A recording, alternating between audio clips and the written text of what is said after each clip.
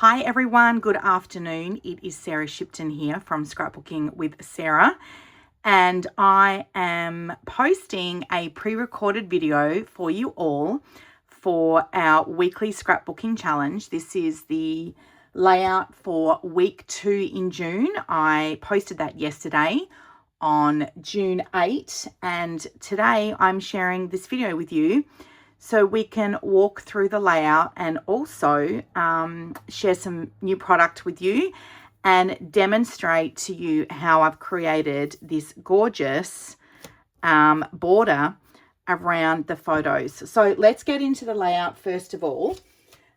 We are creating the front and center mosaic layout. This is on page 73 of the Reflection Scrapbook program. This is an older how-to pattern book that I had on my shelf. We're going back to basics. If you don't have a copy of this, you can purchase it on Amazon, but I have also posted the dimensions and layout in our Facebook group as well. So to start off with, you're going to need 2 sheets of 12 by 12 inch cardstock or designer series paper. Now, as it turns out, I have actually used, I'm going to give you a little tip to help you save on your paper. I've used white willow for my background because the background essentially is actually going to be this pattern sheet of paper, but I didn't want to use that whole sheet of designer series paper because you're going to cover this middle piece with this strip of cardstock, which is measuring 12 by 6 inches. So I did this for a previous video actually a few weeks ago. So I would grab just some white willow cardstock for your base. Replace this with 2 3-inch strips. So this is measured at 3 inches by 12. And you're going to cut 4 of these for your double page scrapbook layout, right? Which means you're only going to use 1 sheet of 12 by 12 inch paper. So if you've got a pattern you love, knock yourself out to use that because you just can use 1 instead of both sheets.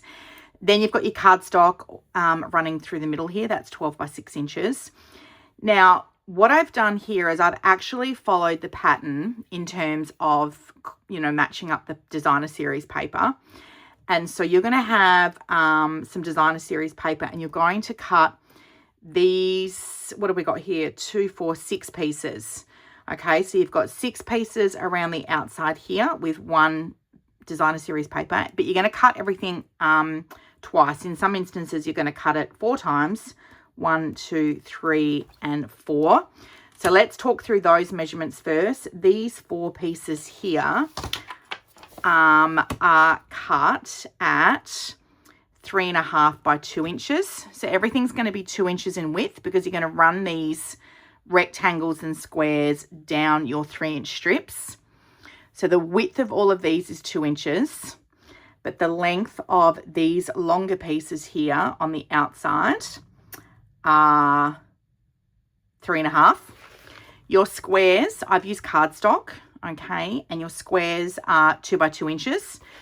So I've got 1, 2, 3, 4 squares here in the same color cardstock at 2 by 2, and another 4 squares in a different color cardstock also at 2 by 2 inches. So I've used Pretty Peacock here and I've used Lost Lagoon here. I'm going to walk you through some tips with your color coordination shortly. You've also got these pieces here, these rectangular pieces here. So you're going to cut 1, 2, 3, 4 of those. They're still at the 2 inches in width, but in length, you're going to cut them. Oh my gosh, I've just had a mention. Oh, you know what I've done? I've got my pages run the wrong way. This is meant to be like this. I'm so sorry. I'm so sorry. Okay, this is it. This is actually how it's meant to be because I have followed my left-hand side page of my scrapbook layout is the actual pattern here, and then I've mirror imaged it on the right-hand side. I'm so sorry. I've just realized what I've done. Okay, so my tip to you is all those cutting instructions I've given you are correct, but I would have your left-hand side mirroring the layout in the book and then duplicate that for your right hand side page layout. So I actually pointed at the wrong bits of paper when I was giving you your cutting dimensions. So Everything's at 2 inches strip.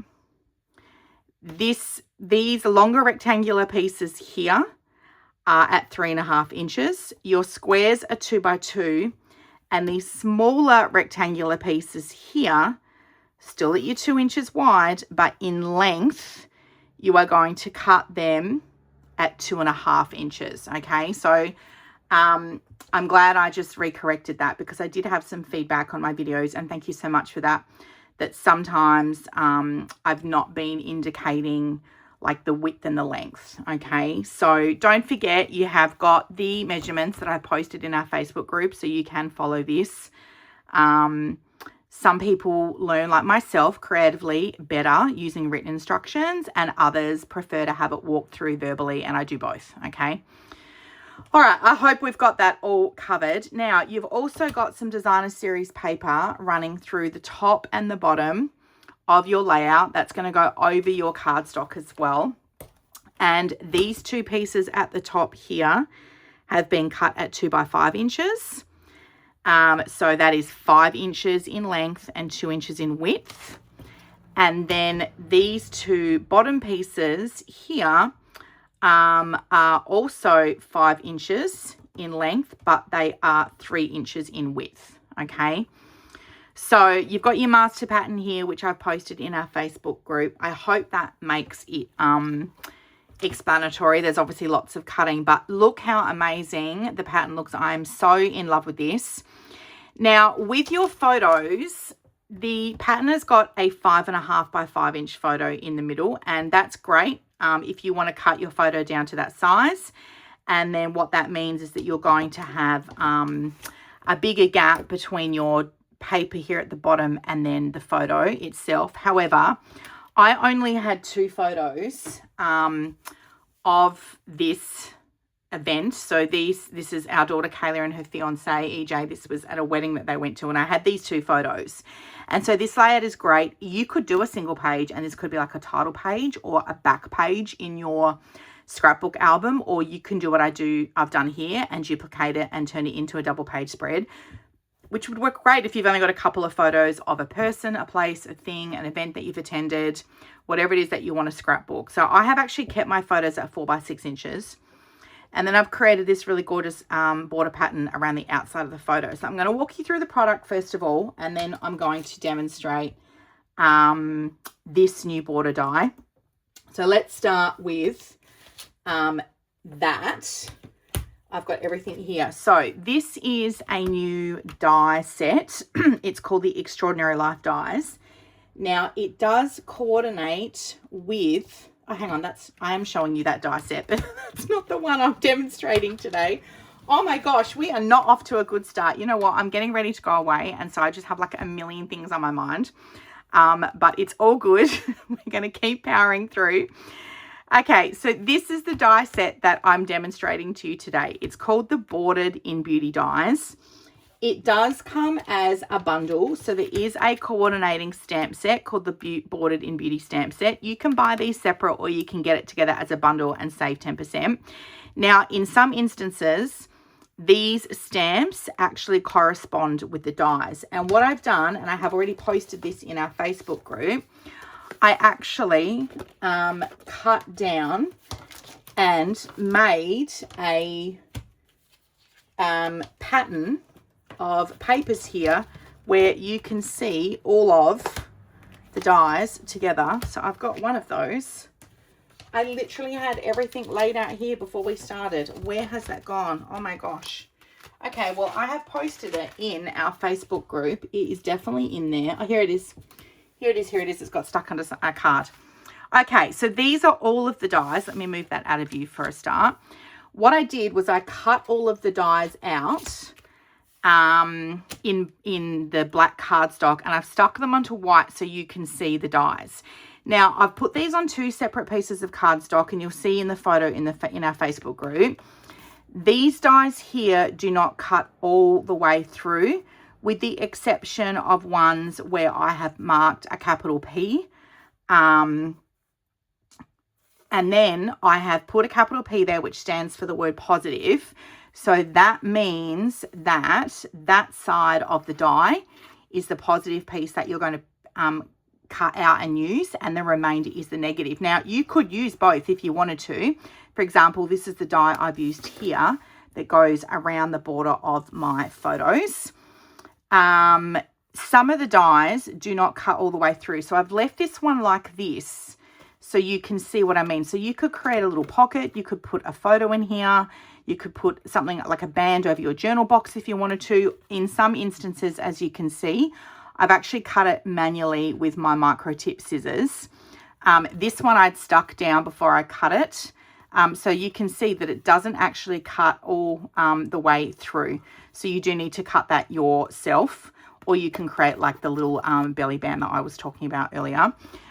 So that is that sheet of dies. And then these dies in that same set, these dies do cut all the way through. So you can make little tags, little arrows. I did not bother because obviously when you cut this arrow pattern, it cuts out all these little arrows and you could actually stick them on.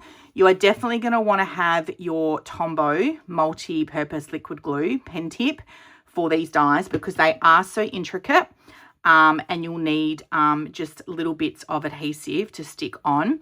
You can see here this butterfly one actually corresponds with the butterfly stamp set, okay? This one here corresponds with that stamp set.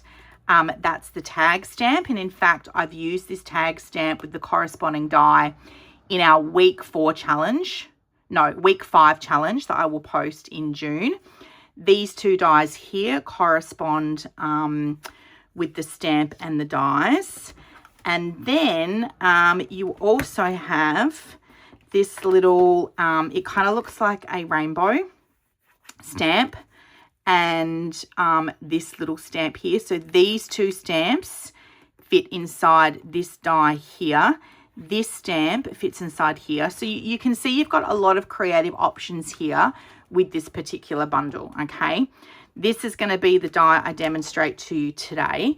And I have used this die because it's the longest one. You can see that some of them are quite long in length. I've made little tabs as well. In fact, you'll see this die in week 4 layout. I've made a little journal box using that die. So you can see the positive one here. It's got these cute little holes pattern through that. This one here, this die here, coordinates with the love heart stamp, which is this one here through here. I've used this stamp already on some of the layouts. So yes, lots of creative options there. I'm just going to pop that to the side.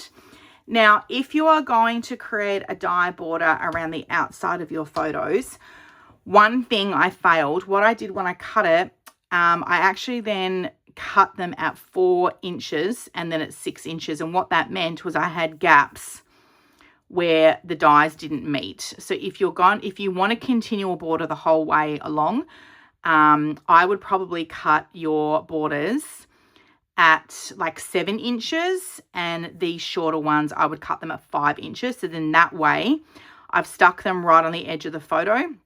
I haven't overlapped them over the photo, so you are getting a little bit of length. Now I misjudged that and I already cut them, and I was on a little bit of a time restraint this week, so I didn't recut them. What it meant was I then had to make all these embellishment pieces to go on the corners of all of my photos to cover the gaps of where the borders didn't meet. So it actually kind of worked out okay, because obviously you can see I've used them as making little embellishment clusters. And I have brought in the other dies, which is part of the Extraordinary Life range that we're using this month. This is another stamp set and die bundle, the Extraordinary Life one. Again, you can buy the stamp and die separate, or you can get them together as a bundle at 10% off. So I've done some die cutting here with these tabs and tags, and then stamped good times on this one. This is a little hexagon die, and it punches out a love heart. We've got a big love heart die here. And then we've got these cute little dovetail dies, which I've used. You get 2 of those in this set here. And then we've got the journal box of the stamp. Now, I have demonstrated this last week already. This is actually just stamping straight on white willow cardstock, and I haven't actually used its corresponding die over the top of it, okay? And then the little dovetail die has a corresponding stamp. So some of these stamps obviously also correspond with the dies. Now, I have used some leftover stickers from my Extraordinary Life Scrapbooking Workshop kit. And I also wanted to introduce you today, I'm going to pull these out. These are the Floral Flight Accents. So if you don't have a die cutting machine or dies, these are a great way. I'm just going to pop them on the white so you can see them a little bit better. These are, it's kind of like chipboard, but it's not super thick. It's not as thick as some of the chipboard dies we've had before, but you can see they're laser cut, so they actually punch out really easily. And then because you've got all of this floral, so you'll end up with like sort of like a floral flat frame. You will have all these little black pieces that you'll need to poke out. So you're definitely going to want to have take your pick tool for this and your mat, so you can actually run your brush, your die brush tip through there to get all of them out. Sometimes I just take the pokey bit out of the end of my tool and I go through and poke each one out as well. So whatever works for you, but you're definitely going to want to have that handy close by to get all of those dies out. So I have introduced these Floral Flight Accents to this layout. I will post links to all of the products that I'm demonstrating in the layout. Unfortunately, I can't add to a comment until the post is actually posted. You can't do that while it's sitting in its scheduled state. So once the post is scheduled, I will pop into our Facebook group each week and add all the links to the products I'm sharing with you while I am on the road. So the next thing I wanted to talk to you about was this gorgeous Color Coach wheel. Now, I know some of you have invested in this already, and if you have a copy of the annual catalogue from last year, there is actually a picture of the colour wheel inside that catalogue. But this is definitely a great investment to have in your scrapbooking tools. When it came to picking my colours for this layout, obviously I'm working with the Extraordinary Life palette this month, and there are lots of colors that you can choose from. So I've got my May catalog here with the colors. You can see the color palette that you've got here on page 29. So there are 6 colors in the color palette here, but if you purchase the Scrapbooking Workshop kit, you've got a 2-tone cardstock pack here as well of coordinating colors. If you purchase the Scrapbooking Workshop kit or the Designer Series paper just on its own, when you do that, it actually comes with a 12 by 12 product card, and in that, it actually outlines all of the colors from the Stampin' Up! Color collection, all of the colors that coordinate with this suite, right? And there are more colors on this product card that complement with the suite, not indicated here, if that makes sense, okay? So when you come to my June workshops in July on the 3rd or the 4th, all of these colors are going to be on hand for you. One of the things I love to do is actually cut out the card and stick it on the front of my bag. So if I put this away and then I pull it out to create with at a later date, there's no zip strips on the Designer Series paper which tell me what colors coordinate with the range. So I keep these product cards from both the Scrapbooking Workshop kit and the Designer Series paper packs. I stick them on the front of my bag, and then I make sure I have all of these color cardstocks in stock for you at workshop session, not just the 6 colors that you see here in your catalog. All right. So I hope that makes sense. When it came to coordinating my colors, you can see here, Kayla's got this gorgeous green dress on, and none of the colors that coordinate with this suite actually fall in the greens category. And I was like, oh my gosh, what am I going to do? So I pulled out my Color Coach wheel and I sort of like put it up against the dress to have a little bit of a play with what would work good. And I ended up going with the analogous. I hope I've pronounced that right. I can never figure out how to pronounce that word correctly. I've ended up going with this color combination. And what it means, it tells you on the back of your color wheel here, choose 3 colors that are side by side on your color wheel. These color neighbors work together wonderfully to create harmony and balance. And would you not agree? I am so happy with how this has turned out. So you can turn the color wheel to get that.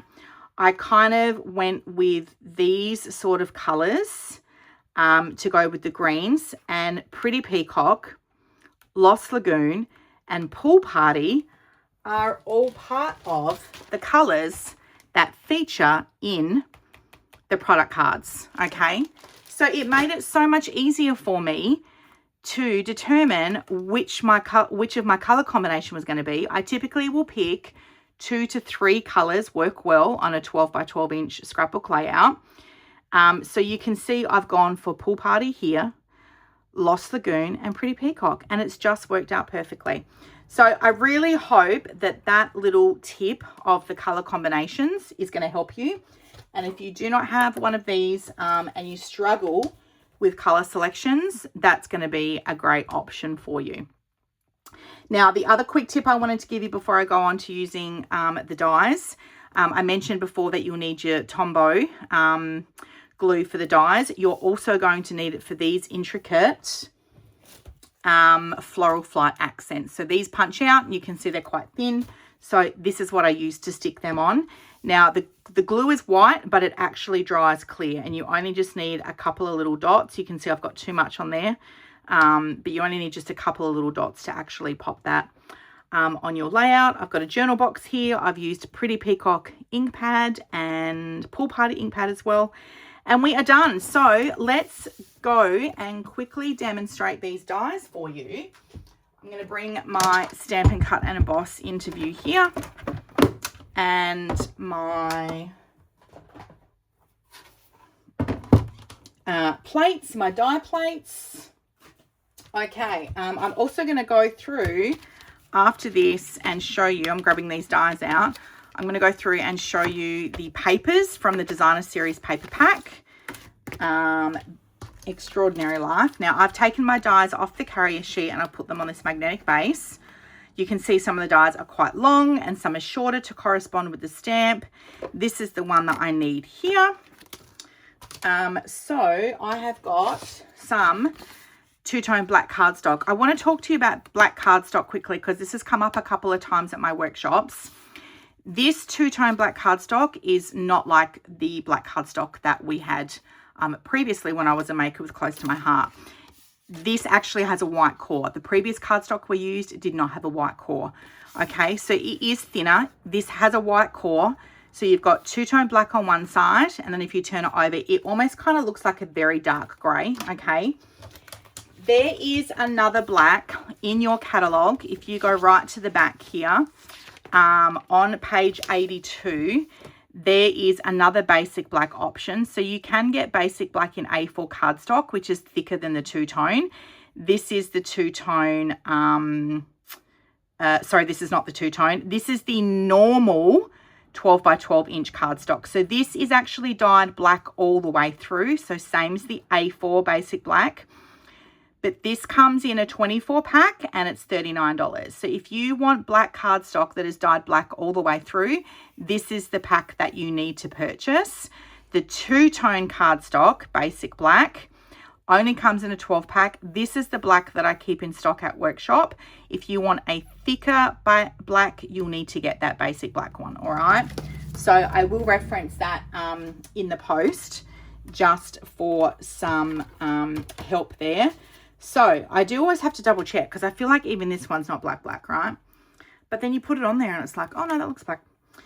Okay, so what I did with this die, because you need to cut them a few times if you're going to do this particular die, I left it about 1/2 inch away from the outside.